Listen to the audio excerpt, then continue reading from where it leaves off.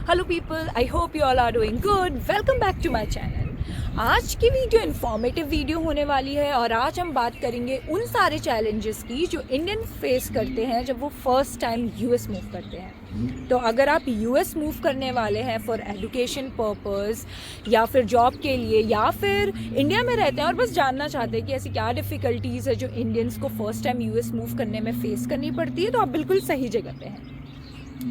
तो पहला डिफरेंस जो मैंने एक्सपीरियंस किया था जब मैं यूएस मूव करी थी वो थी ट्रांसपोर्टेशन सिस्टम पे।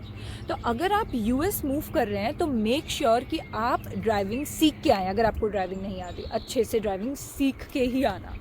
बिकॉज़ इंडिया में ना अपना कम्यूट करना बहुत ही आसान होता है क्योंकि वहाँ पर ऑटो रिक्शा होता है, ई रिक्शा होता है, ये सारी चीज़ें होती है। बट यूएस में इन सारी चीज़ों का ना कल्चर है नहीं। अगर आपको ग्रॉसरी शॉपिंग के लिए भी जाना है तो आप सामान बल्क में ख़रीदते हैं, तो लौटते टाइम भी आपको, अगर आपके पास कार नहीं है तो आप ऊबर या लिफ्ट बुक करके उसमें सामान लेके लौटते हैं। लेकिन अगर आपको ड्राइविंग आती है ना तो आपकी लाइफ ईजी हो जाएगी।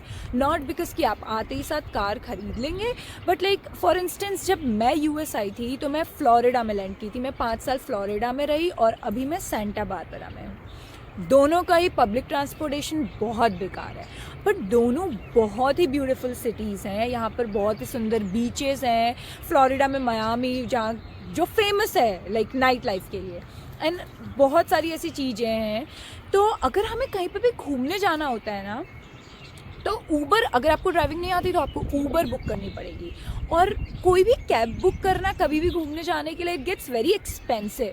तो अगर आपको ड्राइविंग आती है तो आप कार रेंट में ले सकते हैं, और अगर आप कार रेंट में लेते हैं ना तो आपका खर्चा ऑब्वियसली ट्रांसपोर्टेशन का बहुत ही कम हो जाता है।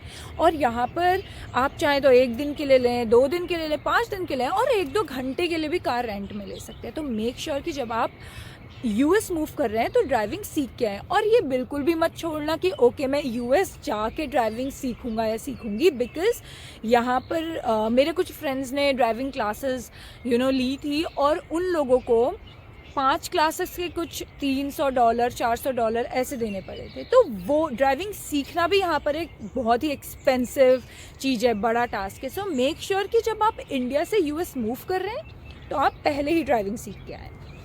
ओके, अगर आप यूएस से आ रहे हैं तो मेक श्योर कि आपको बेसिक कुकिंग भी आती हो।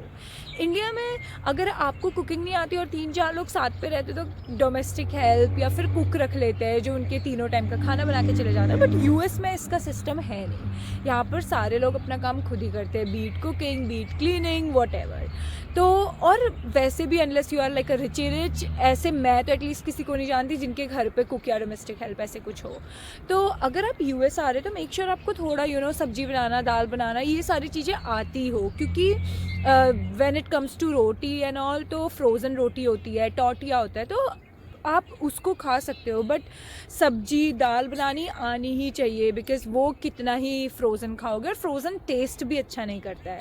और अगर आप बेसिक कुकिंग सीख के आ रहे हो ना तो यूएस फिर आपको 1-2 साल में ट्रेन कर ही देगा, और आई एम श्योर कि आप लोगों को थोड़ी बहुत आप कुकिंग में स्मार्ट हो जाओगे by the end of 2-3 years.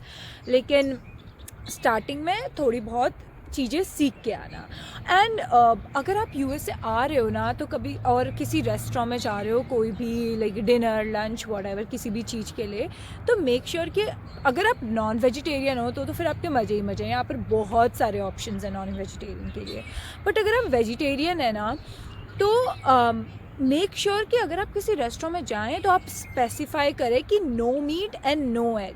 Because US में वेजिटेरियन की डेफिनेशन है no meat but egg, they include egg in vegetarian food. जैसे अपने इंडिया में non vegetarian meat egg, vegetarian only vegetables, no meat no egg. But US में non vegetarian, vegetarian जो meat नहीं खाते पर जो एग खाते हैं, देन वीगन जो डेयरी प्रोडक्ट भी नहीं लेते। तो मेक श्योर कि अगर आप एग नहीं खाते बिल्कुल भी और आप किसी रेस्टोरेंट में जा रहे हैं तो आप उनको मेंशन करिए कि no meat and no egg. एक और चीज़ जो इंडिया और यूएस की काफ़ी डिफरेंट है वो है यहाँ का हेल्थ केयर सिस्टम। ऑब्वियसली अगर आप यूएस आ रहे हैं तो हेल्थ इंश्योरेंस, मेडिकल इंश्योरेंस लेके ही आएंगे। लेकिन इंडिया में ना बहुत सारे प्राइवेट हॉस्पिटल्स हैं और अगर आपको कभी भी डॉक्टर को दिखाना है तो आप वॉक इन अपॉइंटमेंट भी मिल जाता है। लेकिन यूएस में ना ये सारी चीज़ें बहुत डिफ़िकल्ट हैं। अगर आपको किसी भी स्पेशलिस्ट को दिखाना है तो आपको प्रॉपर अपॉइंटमेंट पहले से लेना पड़ता है, और कभी कभी उनके बिल्कुल भी स्लॉट्स ओपन नहीं रहते हैं, और वो आपको आपको पता चलेगा अगर आप अपॉइंटमेंट लेने के लिए कॉल करेंगे कि 2-3 महीने तक आपको उनका अपॉइंटमेंट मिल ही नहीं सकता। तो अगर आपके पास कोई भी प्रिस्क्रिप्शन है, अगर आप कोई भी मेडिसिन लेते हैं, तो मेक श्योर कि आप इंडिया से उसकी दवाइयाँ अच्छे से लेके ही आएँ।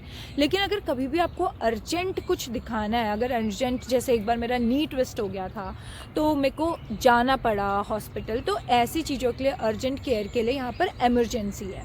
अगर आप एमरजेंसी में जाएंगे तो आपको वहाँ डॉक्टर देख तो लेंगे, but emergency is super expensive. Like मैं जब गई थी तो पहली चीज़ तो मुझे 3-4 घंटे तक उन्होंने बैठाए रखा था, बिकॉज उन्होंने बोला कि ये कुछ मेजर नहीं है। तो मैं ऐसे 3-4 घंटे तक डॉक्टर का वेट किया। और जब भी आप इमरजेंसी में जाते हैं ना, तो वहाँ पर कोई स्पेशलिस्ट नहीं होता, वहाँ पर होते हैं जनरल फिजिशियन। तो वो जनरल फिजिशियन आए, उन्होंने मेरा पैर चेक किया और उन्होंने बोला इट्स नॉट मेजर, एक्सरे करके कोई हड्डियाँ वगैरह नहीं टूटी हैं। तो उन्होंने मुझे पेन किलर दी और बोला कि डॉक्टर का अपॉइंटमेंट ले लेना, और जब भी स्लॉट ओपन होगा और जब आपकी टर्न आए तो आप दिखा लेना। And I was like okay. और इतना करने का मेरे को चार्ज किया था $500। तो मेरे को ऐसा लगा कि इमरजेंसी में जाना, unless it's very very urgent, बहुत ही ज़्यादा इम्पॉर्टेंट और अर्जेंट ना हो, मेजर ना हो, तो मैं इमरजेंसी अवॉइड ही करती हूँ पूरी तरीके से।